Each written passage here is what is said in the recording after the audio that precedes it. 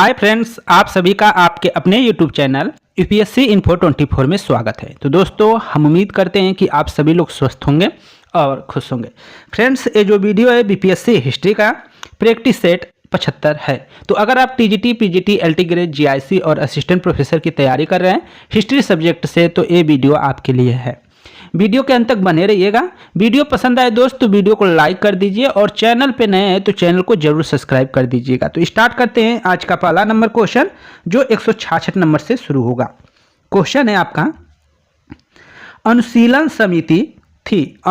समिति थी नारी उत्थान के प्रति समर्पित, विधवा विवाह को प्रोत्साहित करने वाली समिति थी, मजदूरों के कल्याण में रुचि रखने वाली समिति थी, या एक क्रांतिकारी संगठन था। तो अनुशीलन समिति जो था एक क्रांतिकारी संगठन था। ऑप्शन आपका डी सही होता है। अनुशीलन समिति थी एक क्रांतिकारी संगठन। ऑप्शन डी आपका सही है। व्याख्या देख लीजिए। अनुशीलन समिति एक क्रांतिकारी संगठन था। बंगाल में कुल 19 समितियों के होने के प्रमाण मिलते हैं। बंगाल में कुल कितने समिति? तो 19 समिति होने के प्रमाण मिलते हैं। आगे चलते हैं। 167 नंबर क्वेश्चन है आपका, चिटगांव शस्त्र छापामारी की योजना बनाई गई थी। चिटगांव शस्त्र छापामारी योजना बनाई गई थी किसके द्वारा? सूर्यसेन, चंदन दत्ता, विधान घोष, जतिन दास, उपयुक्त में से कोई नहीं, उपयुक्त में से एक से अधिक। तो आंसर हो जाएगा आपका ए, सूर्यसेन द्वारा। तो चिटगांव शस्त्र छापामारी की योजना जो बनाई गई थी वो सूर्यसेन द्वारा बनाई गई थी। ऑप्शन ए आपका सही है। इसका व्याख्या देखते हैं। चिटगांव शस्त्रागार धावे को मास्टर दा के नाम से प्रसिद्ध सूर्यसेन ने आयोजित किया था।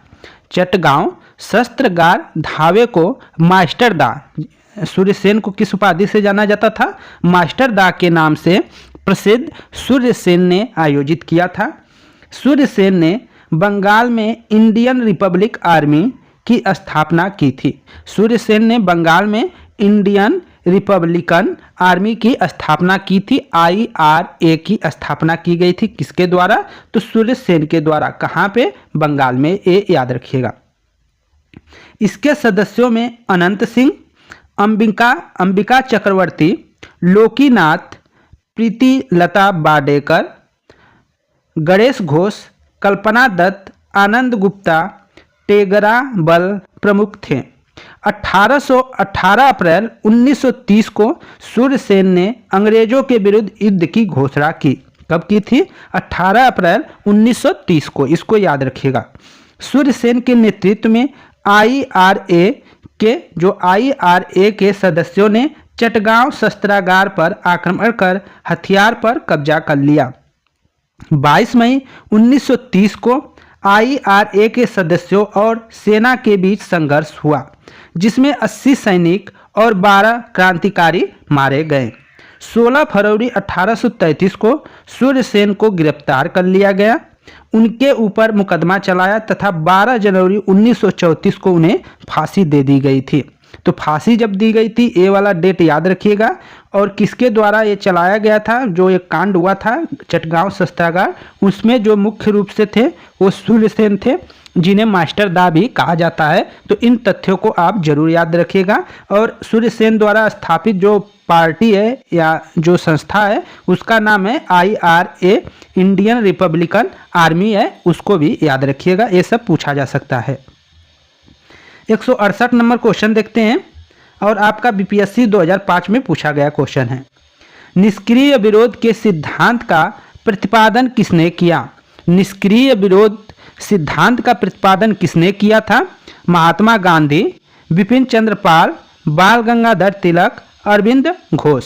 तो 168 का आंसर क्या होगा दोस्तों? तो निष्क्रिय जो विरोध किया गया था वो किसके द्वारा किया गया था ये बताना है आपको। तो आंसर हो जाएगा 168 का डी के साथ जाएगा, अरविंद घोष आपका आंसर हो जाएगा। 168 का डी। निष्क्रिय विरोध के सिद्धांत का प्रतिपादन किसने किया था? तो अरविंद घोष आपका आंसर हो जाएगा। व्याख्या देख लीजिए।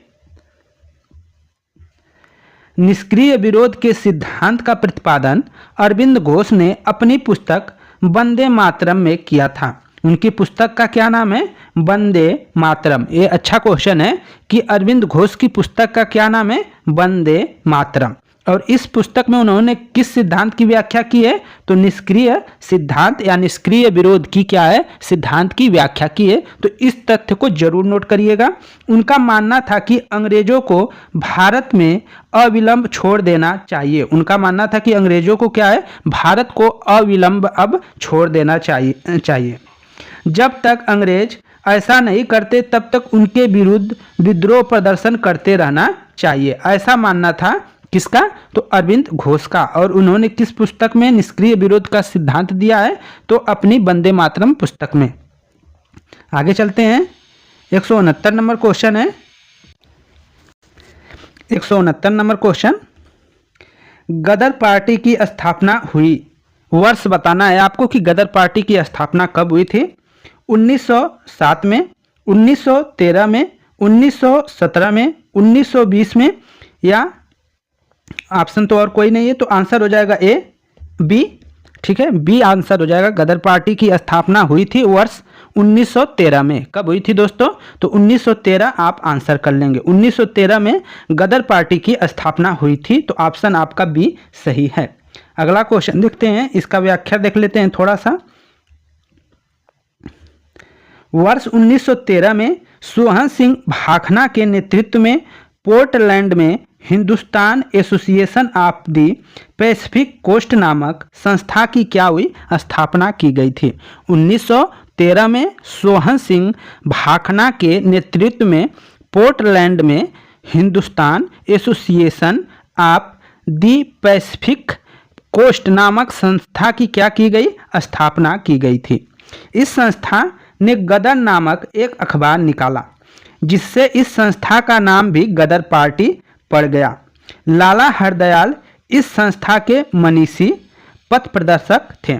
अन्य सदस्यों में रामचंद्र, बरकतुल्ला, रास बिहारी बोस, राजा महेंद्र प्रताप, अब्दुल रहमान, मैडम भिकामी जी कामा, भाई परमानंद, करतार सिंह सराभा तथा पंडित काशीराम प्रमुख थे। कभी कभी इन जो दिया है सबका नाम, उनके नामों में से जैसे इसमें आपका करतार सिंह सराभा का नाम, भाई परमानंद का नाम और लाला हरदयाल का नाम पूछ लेता है, और इसके बाद सोहन सिंह का, कि कौन मतलब आपके जो गदर पार्टी से संबंधित नहीं है। तो 4 का ऑप्शन दे देगा, एक कोई दे देगा, इनमें से कोई नहीं, उपयुक्त में से एक से अधिक, या कोई और इसमें ऐड कर देगा। तो यहाँ से भी क्वेश्चन बनते हैं। आगे चलते हैं। 170 नंबर क्वेश्चन गदर पार्टी से ही है। गदर क्रांतिकारी छिड़ने का सबसे महत्वपूर्ण कारण क्या था? गदर क्रांति छिड़ने का सबसे महत्वपूर्ण कारण क्या था? लाला हरदयाल की गिरफ्तारी, कामागाटामारू घटना, प्रथम महायुद्ध का शुरू होना, या यहाँ पे प्रथम विश्व युद्ध कह सकते हैं, करतार सिंह सराभा को फांसी। तो आंसर क्या हो जाएगा दोस्तों? 170 का आंसर सी के साथ जाएगा, प्रथम महायुद्ध का शुरू होना। गदर क्रांति छिड़ने का सबसे महत्वपूर्ण कारण क्या था? तो प्रथम जो था वही था कि प्रथम जो युद्ध था उसका शुरू होना ही इसका गदर का क्रांति का छिड़ना सबसे महत्वपूर्ण कारण था। व्याख्या देख लीजिए। स्वदेशी आंदोलन एक निष्क्रिय होने से भारतीय राष्ट्रीयों के प्रहरी भी निष्क्रिय हो गए थे। प्रहरी भी निष्क्रिय हो गए थे जब स्वदेशी आंदोलन निष्क्रिय हुआ था। तो स्वदेशी आंदोलन 1905 में हुआ था, इसको याद रखिएगा। स्वदेशी आंदोलन के निष्क्रिय होने से भारतीय राष्ट्रवाद के प्रहरी भी निष्क्रिय हो गए। वर्ष 1914 में अचानक छिड़े प्रथम विश्व युद्ध ने भारतीय राष्ट्रीयता के प्रहरियों को झकझोरा, उन्हें उद्वेलित किया। उस समय यह धारणा प्रचलित थी कि ब्रिटेन पर किसी भी तरह का संकट भारत के हित में है, उनके लिए एक मौका है। इस मौके का कई जगहों पर कई तरह से फायदा उठाया गया। उत्तरी अमेरिका में गदर क्रांतिकारियों और भारत में लोकमान्य तिलक, एनी बेसेंट व उनके स्वदेशी संगठनों ने इस मौके का लाभ उठाया। गदर क्रांतिकारियों ने सशस्त्र संघर्ष के माध्यम से अंग्रेजी हुकूमत को उखाड़ फेंकने का प्रयास किया। आगे चलते हैं। 171 नंबर क्वेश्चन है आपका, किसने कहा था स्वराज मेरा जन्मसिद्ध अधिकार है और मैं इसे लेकर रहूंगा? तो इसका आंसर सभी को मालूम है, बाल गंगाधर तिलक। बाल गंगाधर तिलक का एक कथन है। व्याख्या देखिए, वर्ष 1906 के बाद भारतीय राजनीति में कांग्रेस के भीतर उग्रवादी दल के उदय के साथ साथ देश में क्रांतिकारी उग्रवादी दलों का भी आविर्भाव हुआ, मतलब उत्पत्ति हुई। 4 प्रमुख कांग्रेसी नेताओं जिसमें बाल गंगाधर तिलक, लाला लाजपत राय, बिपिन चंद्र पाल और अरविंद घोष ने इस आंदोलन का नेतृत्व किया। इन नेताओं ने स्वराज प्राप्ति को अलग लक्ष्य बनाया। तिलक ने नारा दिया कि स्वराज मेरा जन्मसिद्ध अधिकार है और मैं इसे लेकर रहूंगा। आगे चलते हैं, वही क्वेश्चन है, आंसर हो जाएगा। क्वेश्चन क्या है? स्वराज मेरा जन्मसिद्ध अधिकार है, मैं इसे लेकर रहूंगा। यह कथन किसका है? तो आंसर हो जाएगा बाल गंगाधर तिलक। और गीता रहस्य भी लिखे हैं इनके 2 पत्रिका, जिसमें केसरी और मराठा इनकी 2 पत्रिकाएं हैं, उसको भी याद रखिएगा। आगे चलते हैं, 73 नंबर 173, स्वराज आम जनता के लिए होना चाहिए, केवल वर्गों के लिए नहीं के प्रसिद्ध सूत्र की घोषणा की CR दास ने, C राजागोपालाचारी ने, मोतीलाल नेहरू ने, गोपीनाथ साहा ने। तो आंसर क्या हो जाएगा 173 का दोस्तों? आंसर बी के साथ जाएगा आपका, C राजागोपालाचारी ने। स्वराज आम जनता के लिए होना चाहिए, केवल वर्गों के लिए नहीं, यह प्रसिद्ध सूत्र की घोषणा की थी C राजागोपालाचारी ने यह घोषणा की थी। व्याख्या देख लीजिए, व्याख्या में वही चीज है कि C राजागोपालाचारी की मान्यता थी कि स्वराज जन्म सामान्य हेतु होनी चाहिए, न कि केवल कुलीन एवं अभिजात वर्ग हेतु। आगे चलते हैं, 174 number question, Indian for Indians किताब किसने लिखी है? इंडिया फॉर इंडियंस किताब किसने लिखी है? Option A CR Das, option B है MG Ranade, BD Savarkar, SN Banerjee, उपयुक्त में से कोई नहीं, उपयुक्त में से एक से अधिक। तो आंसर हो जाएगा ए, CR दास की ये पुस्तक है। इंडिया फॉर इंडियंस जो किताब है उसको लिखा है CR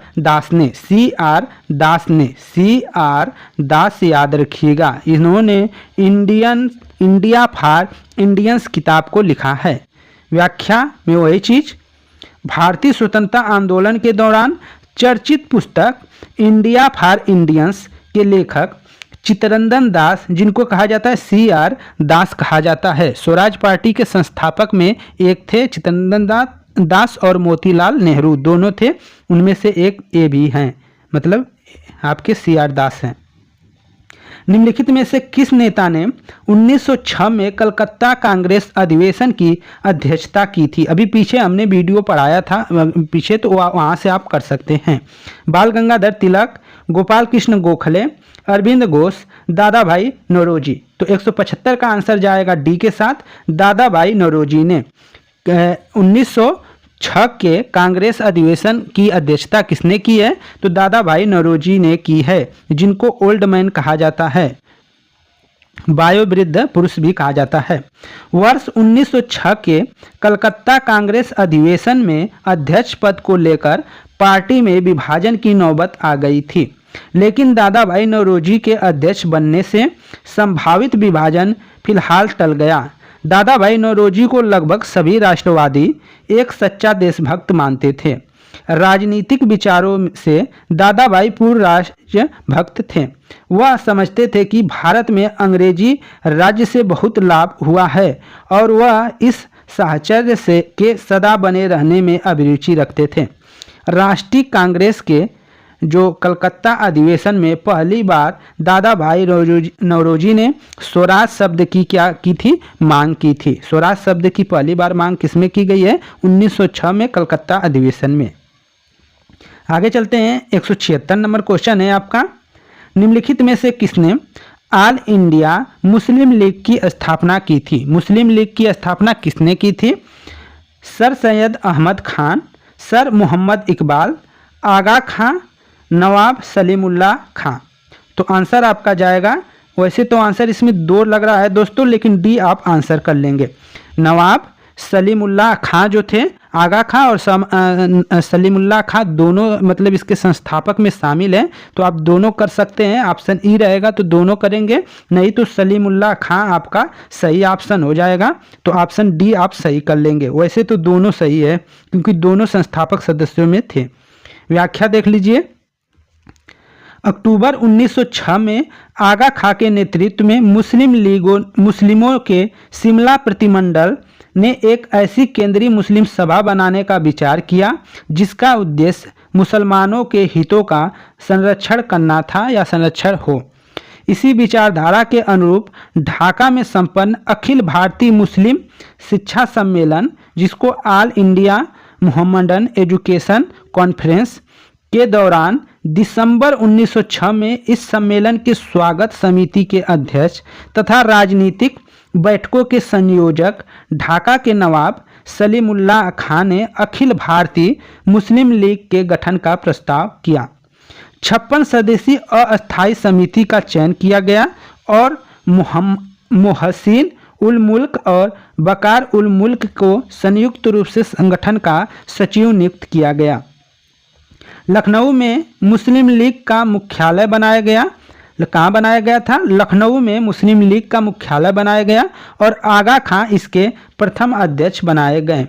विकल्प में इन तीनों नामों के रहने या इनमें कोई दो नाम रहने पर संस्थापक के रूप में चयन का वरीयता क्रम इस प्रकार रहेगा।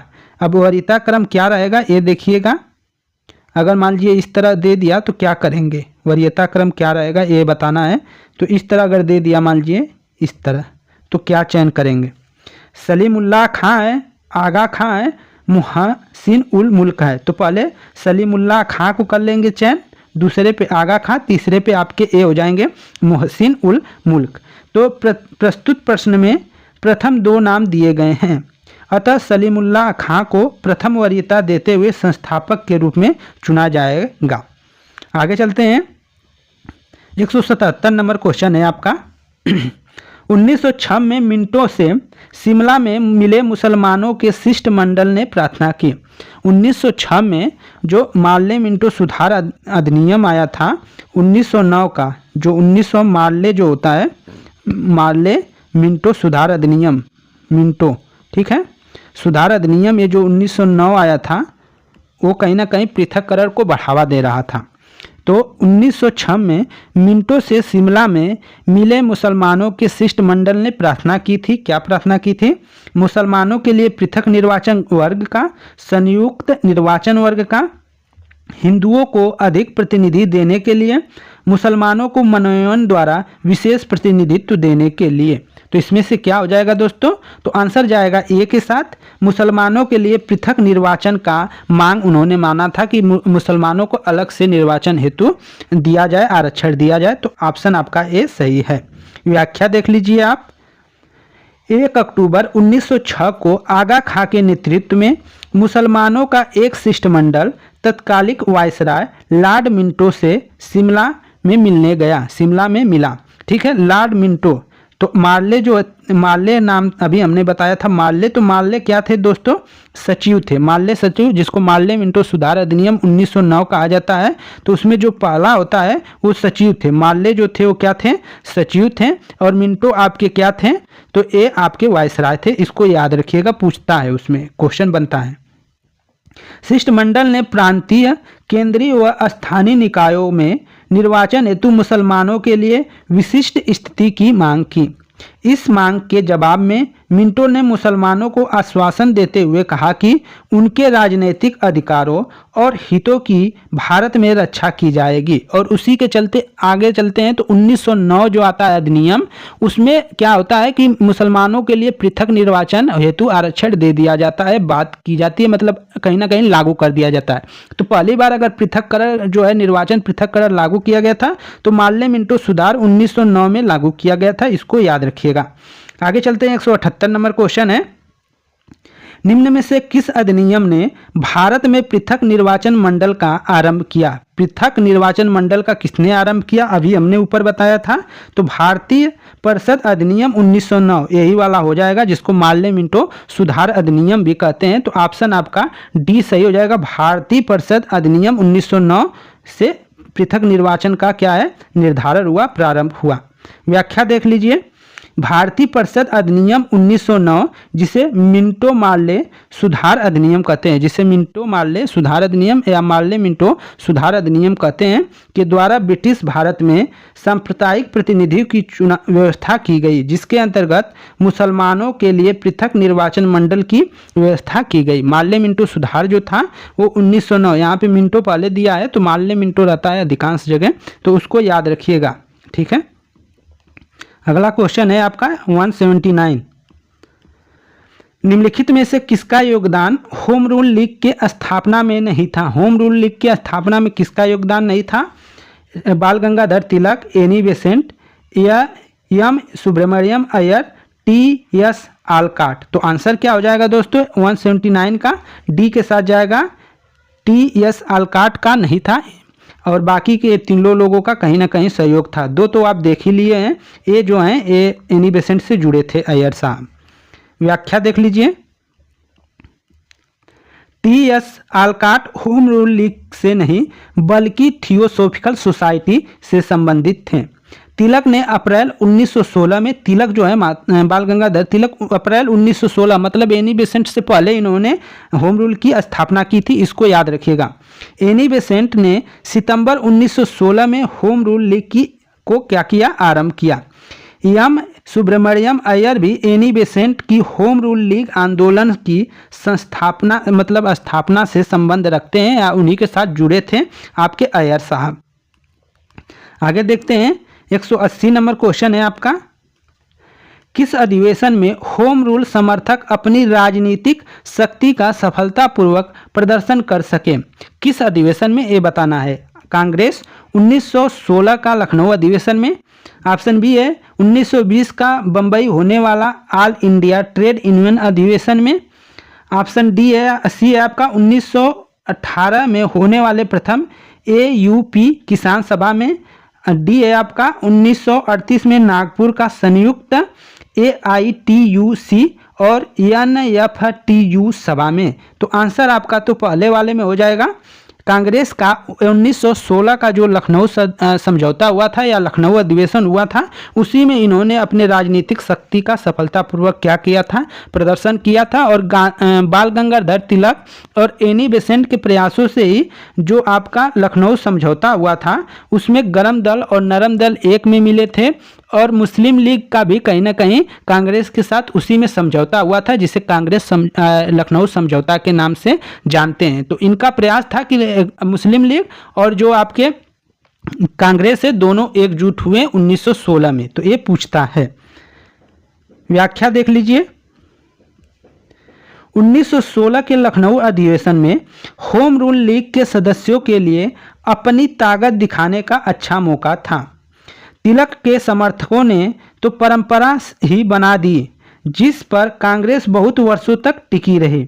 उनके समर्थकों ने लखनऊ पहुंचने के लिए एक ट्रेन आरक्षित की, जिसे कुछ लोगों ने कांग्रेस स्पेशल का नाम दिया।